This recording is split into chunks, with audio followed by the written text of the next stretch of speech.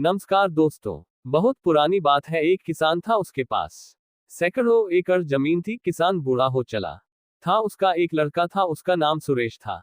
एक दिन अचानक जमींदार की मृत्यु हो गई। अब सारी जमीन की देखभाल उसके लड़के सुरेश के ऊपर आ गई। लेकिन सुरेश को खेती बाड़ी और मेहनत करना अच्छा नहीं लगता था। वह जल्द ही बहुत अमीर बनना चाहता था। तभी किसी ने उसे पारस पत्थर के बारे में बतलाया। पारस पत्थर एक ऐसा पत्थर होता है जिसे किसी भी धातु से स्पर्श करने पर वह धातु सोना बन जाती है।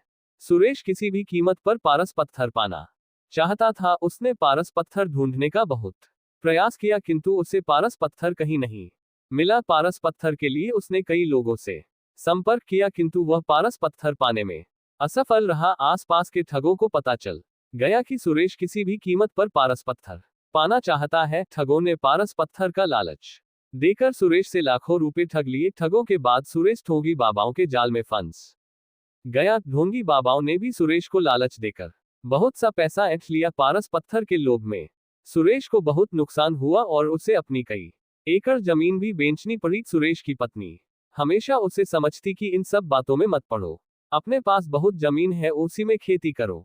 मेहनत भी किसी पारस पत्थर से कम नहीं है। किंतु सुरेश को तो पारस पत्थर की ही धुन सवार थी। एक दिन गांव में बहुत पहुंचे हुए संत आए। सभी ने उन्हें अपनी समस्याएं बतलाई। सुरेश भी अपनी पत्नी के साथ उनसे मिलने गया और उन्हें अपनी समस्या बतलाई। संत सुरेश की बातें सुनकर मुस्कुराए और बोले, मैं जैसा कहूं वैसा ही करना, तो तुम्हें पारस पत्थर अवश्य मिलेगा। संत की बात सुनकर सुरेश बहुत खुश और संत से बोला, कृपया कर मुझे वह तरीका बतलाएं जिससे मुझे पारस पत्थर मिल जाए। संत बोले, तुम्हें केले के पेड़ की पत्तियों के नोक पर जमा सुबह की ओस की बूंदें एक बर्तन में एकत्र करना है, और जब तुम 5 लीटर ओस की बूंदें एकत्र कर लोगे तो मैं उसे अभिमंत्रित कर पारस पत्थर में बदल दूंगा। लेकिन याद रहे, ओस की बूंदों में तुम पानी मिलाकर धोखा देने का प्रयास करोगे तो तुम्हारी पूरी मेहनत पर पानी फिर जाएगा और ओस की बूंदें पारस पत्थर नहीं बन पाएंगी।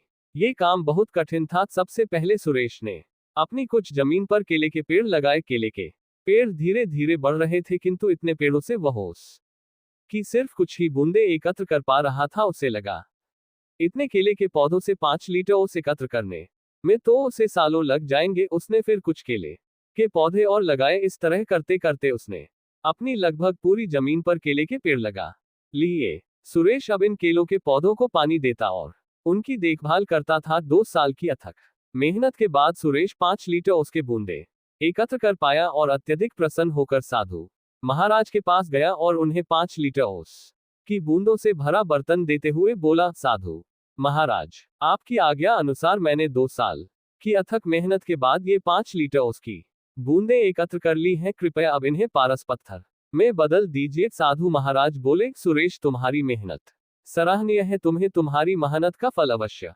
मिलेगा। कल जब तुम आओगे तो अपनी पत्नी को भी साथ लाना। सुरेश खुश होकर अपने घर चला गया और पत्नी को सारी बात बतलाई। दूसरे दिन दोनों पति पत्नी जल्दी उठकर नहा धोकर साधु के पास पहुंचे। साधु ने सुरेश को देखकर कहा, सुरेश, मैंने ओस की बूंदों को पारस पत्थर में बदलने के बहुत प्रयास किया, किंतु मैं उन्हें पारस पत्थर में नहीं बदल सका। ये सुनकर सुरेश बहुत उदास हुआ और साधु से बोला, आपके कहे अनुसार मैंने 2 साल अथक मेहनत करके 5 लीटर ओस की बूंदें एकत्र की, किंतु मेरी मेहनत बेकार गई। अपने भी दूसरे लोगों की तरह मुझसे झूठ बोला। सुरेश की बात सुनकर साधु बोले, बेटा, मेहनत कभी भी बेकार नहीं जाती। तुम्हारी पत्नी के हाथ में जो पोटरी है उसे खोलो। सुरेश ने उसकी पत्नी के हाथ में रखी पोटरी खोली तो देखकर दंग रह गया। उसमें सोने चांदी के आभूषण और कीमती रत्न थे। साधु बोले, सुरेश, ये तुम्हारी मेहनत का फल है जो किसी पारस पत्थर से कम नहीं है। सुरेश ने कहा, यह मेरी मेहनत का फल कैसे हुआ? साधु बोले, तुमने 2 साल से मेहनत करके जो केले के पौधे लगाए थे, 2 साल से उनमें फल भी लग रहे हैं, किंतु तुम्हारा पूरा ध्यान पारस पत्थर और ओस की बूंदों पर था और तुमने फलों पर ध्यान ही नहीं दिया। किंतु तुम्हारी पत्नी इन फलों को बाजार भिजवा दिया करती थी और ये सारे आभूषण और रत्न फलों की बिक्री से आए पैसों को बेचकर खरीदे हैं।